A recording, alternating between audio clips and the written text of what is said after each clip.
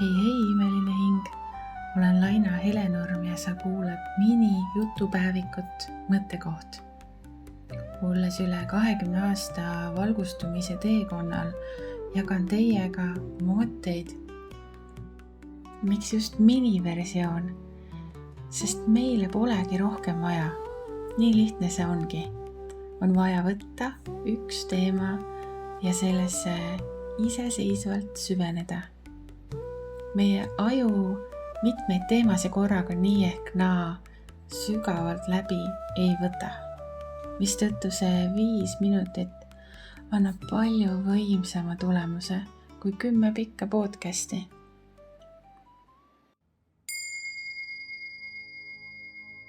Oma elu eest vastutuse võtmine on enesearengu number 1 koht. See on suurim samm, mida iseenda heaks teha saad. Me võime lugeda kõik raamatud läbi, käia paljudel enesearengu sündmustel, saada aru, miks üks või teine asi meie elus on üht või teistpidi, käia teraapias, koguda endale ruumi täis tööriistasid. Aga kui me neid teadmisi ja tööriistasid ei kasuta, siis ei ole neist mitte mingit kasu. Vastutus algab just sealt maalt, kui sa võtad oma tööriista või teadmise ja hakkad reaalselt ka seda kasutama. Aga paljud kardavad vastutust, et justkui nagu hirm mingi ebaõnnestumise ees. Seal on igasuguseid hirme veel, aga seal ei ole midagi karta. Sellepärast, et kui sa ei tee mitte midagi, siis ei muutu ka mitte midagi, et oma elu eest vastutuse võtmine tähendab vaid tegutsemist ise enda heaks. Ja ometi on täna palju inimesi, kes ei mõista, et nad on enda elu eest ise vastutavad ja kannatavad selle pärast. Sest nii palju lihtsam on ju näidata näpuga kõigele muule. Teistele olukordadele. Aga me ei saa nagu kogu maailma muuta, me saame muuta ainult iseennast. Ja võtta igat kogemust vastu nii, nagu see tuleb. Aga on kahjuks palju inimesi ikkagi täna veel. Ja ma mõtlen, et miks peaks jääma käed rüppes kannatama, kui me kõik tegelikult saaksime ise midagi enda jaoks teha. Sina ka saad täna juba midagi enda jaoks teha. See, et sa näiteks kuulad seda podcasti, on ka väike killuke, üks tükikene, sammukene edasi. Aga miks siis siiski mõned valivad sellise raskema teekonna ja mõned valivad ebameeldiva tundega iga päev ärgata ja tüdimusega veeta oma päevi. Selle asemel, et nagu luua ise oma elu, teha oma elu paremaks.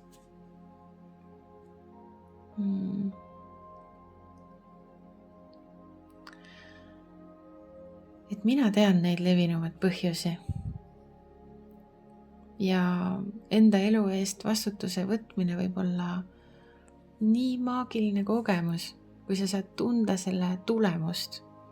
Aga alguses see võib olla pisut ebamugav. Ja see on tegelikult suur töö iseendaga. Ja sellist tööd iseendaga ongi võib-olla keeruline ka ette võtta, kui ei ole inimene ise tasakaalus. Et hästi oluline, et see sinu vaimne heaolu, sinu tass oleks regulaarselt täidetud.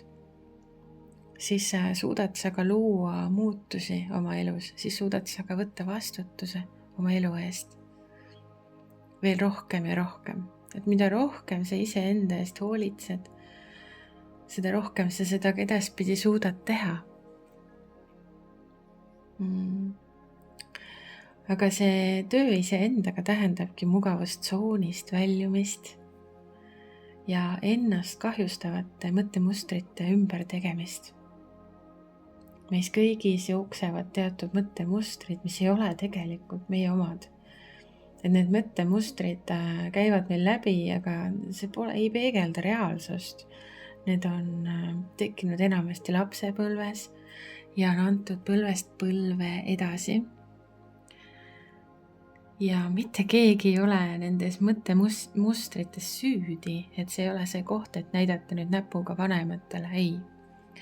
Vaid see on taaskord see koht, et sa märkad mustrit ja sa võtad vastutuse. Ja vastutus algab siit, et sa teed midagi ise, et sul ei oleks seda mustrit enam, et sa hakkad seda tasapisi endas muutma. Ja jätkates teemaga, siis kõige levinumad elu eest vastutamise võtmise pidurdavad mõttemustrid on seotud enese mittearmastamisega. See on nagu selline väga suur teema, globaalne teema. See pidurdab meid tohutult. Ja see on nii suur teema, aga ma loetlen näiteks mõned näited, mida nagu enese mittearmastamine, milliseid sundmõtteid see meie ajusse toob. See toob näiteks sellised mõtted, et ma pole väärt.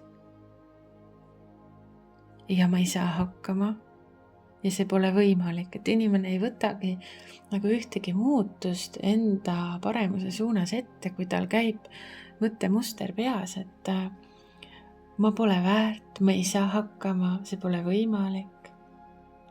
Aga kas see ka vastab reaalsusele? Ei. Kas sa sündisid siia ilma teadmisega, et sa pole väärt? Ei, sa sündisid siia beebina armastuses.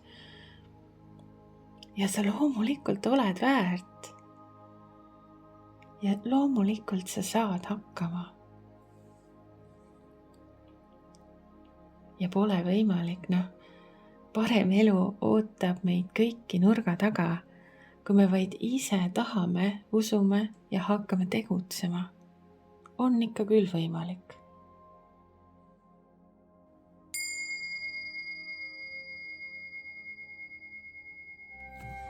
Sa kuulasid mini-jutupäevikut Mõttekoht. See pole juhus, et sa seda videot näed. See oli sõnum sulle. Võta sellest maksimum. Järgmine põnev teema juba järgmisel laupäeval.